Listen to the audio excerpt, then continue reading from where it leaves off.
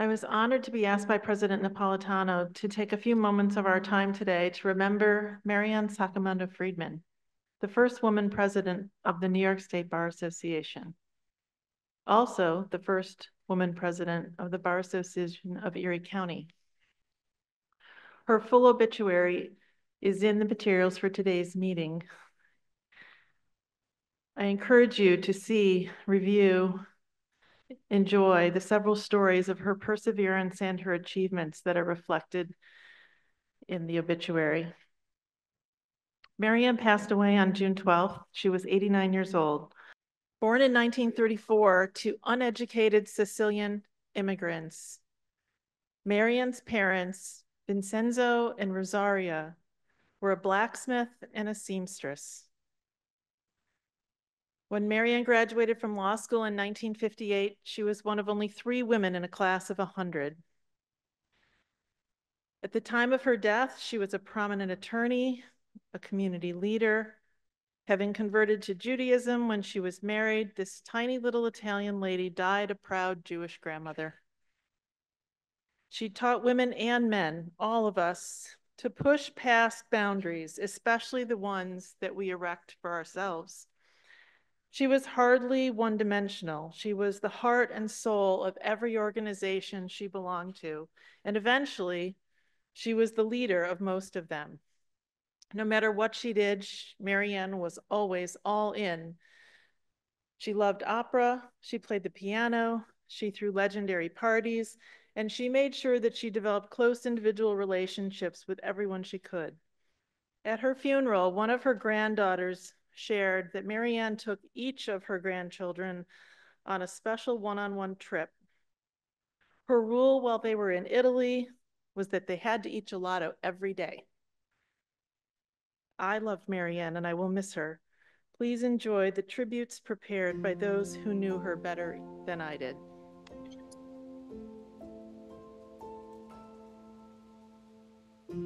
My name is Michelle Schwach, and I am the law clerk to Judge Mary Carney in Erie County Family Court in Buffalo, New York. Before this, I was fortunate to start my legal career when Maryann, who was of counsel at the law firm of Cohen and Lombardo, hired me as a brand new associate. So we are all unique, but Maryann was truly one of a kind. She taught me how to be a lawyer.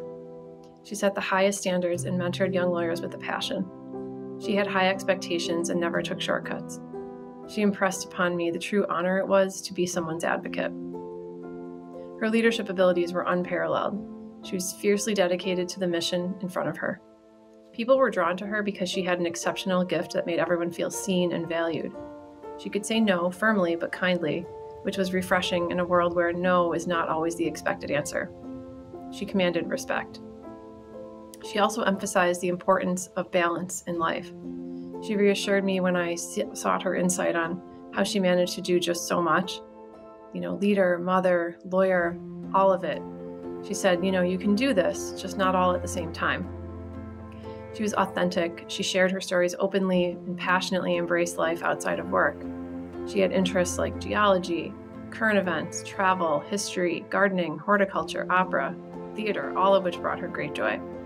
She laughed at herself, encouraged others to grow, and set high expectations for those around her.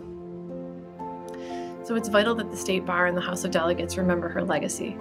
As the first female president of this vital organization, she revolutionized the status quo for women in law.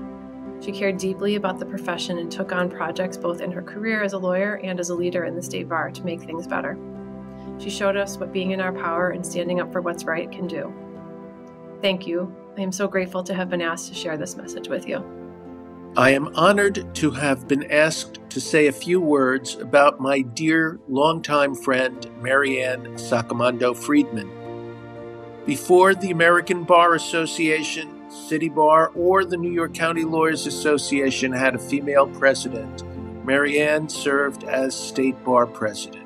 She was a compelling figure and holds a place among the pantheon of great leaders of our profession. And for me, she was a very special friend. The discrimination, obstacles, and unfair challenges that Maryann faced upon graduating from law school in 1958 are difficult to fathom fully today. Because she was a woman, Maryann had trouble gaining employment as an attorney, and she had many stories of blatant sexism, discrimination, and boorish behavior. And she overcame all of those with dignity and steely determination to succeed. As I have said many times, Maryann's support was critical in my election as State Bar President, and one could not have had a more dedicated friend or a more persuasive supporter. During my term, we spoke frequently on the phone about bar matters, House agendas, and relevant legal issues. I traveled to Buffalo several times for various bar events and always relished the opportunity to have dinner with Maryann and her beloved husband Bob before he passed. Her advice was always sound, her criticism always fair. Maryann Saccomando Freedman was a person of great moral character and deep love of her family, our profession, and this association. She was an inspiration. And she was a very, very special friend. I first met Maryann during the summer of 1980. I had just moved to Buffalo, and my husband Dan had known her husband Bobby all his life. I was in awe of her, as she had just been elected President-elect of the Erie County Bar, the first woman to do so. About a year later, I was working side by side with her, as she was Bill Ostrowski's law clerk and I worked for Joe Mintz. We had a small group of women who supported each other's aspirations. We all encouraged Maryann, and she made sure we all had appointments to committees in NYSBA. It was at Maryann's request that we created the Bar Review and brought our show to NYSBA meetings. Maryann and I once shared a room for an ABA meeting. I had forgotten how much Maryann smoked, and I would never ask her not to, so I cranked up the air conditioning to counteract the smoke. When I came home, I explained my dilemma to Dan, that I loved Maryann, but I could not stand the smoke and could never share a room with her again. He volunteered to talk to Bobby, who immediately told him that Maryann was so sorry she could never share a room with me again because I kept the room so cold. Our own version of the gift of the Magi. Maryann was a brilliant role model to many of us. I would never have run for president of NYSBA without her encouragement and assistance. I was fortunate to record her oral history, which is now in the Library of Congress, and got to learn so much about her and all her groundbreaking roles. She made an enormous impact on everything she touched, and we will miss her wise counsel, her honest opinions, and her love of music. Mom thought her becoming New York State Bar's first female president was the greatest of her achievements. Well, other than my brother Don and me, of course. And believe me, there were many other achievements. Mom believed she had been entrusted with the skills to help people, and she needed to do that in any way she could, both individually and in the community. Community meaning Buffalo, Italians, women, Jews, attorneys, etc. As you know, Mom faced a lot of discrimination, mostly because she was a woman. But the adversity served to fortify her resolve to change the legal culture for women and minorities, which she believed was best done from within. That's why she worked so hard to become the first female president of her local bar and then the New York Bar. Then she used her presidencies to boost others, appointing women and minorities in key positions and mentoring future organization leaders. A couple years ago, Mom was invited to speak about her career to a group of young female attorneys. They couldn't believe the stories of discrimination Mom had faced. I was upset with their disbelief. To me, it meant they failed to grasp how much Mom had to overcome and what a great job she did. But Mom, she was thrilled. To her, it meant victory, that she and others like her had been successful in building a culture of equal opportunity, forever changing the landscape for those who followed. I want to thank you personally for recognizing Mom today. I miss her, but she's left behind a legacy that I hope inspires us all. Thank you. What kind of advice could you give to someone that wants to become a leader of the association? in what they should do and how they should conduct themselves? I think you have to become involved. And I would advise them to get onto a committee they like and to do as much work on that committee as they can.